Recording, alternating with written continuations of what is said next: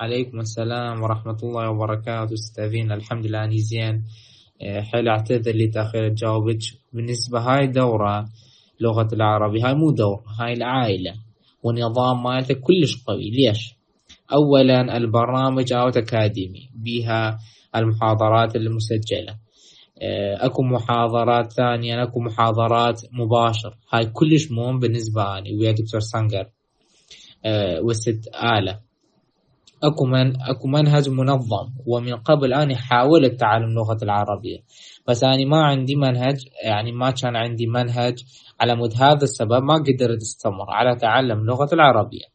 يعني مثلا باسبوع كامل واحد يوم، يلا اليوم درست 6 كلمات مثلا، انا نسيت. بس هذا دورة مو هيجي.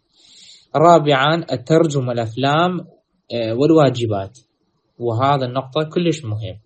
وأنا طالب من كركوك في معهد النفط، وأصدقائي كلهم العرب وتركمان. ومن قبل سويت هواية غلط كبير، بس هسه الحمد لله يقولون روى ما شاء الله عربي مالتك صاير مضبوط.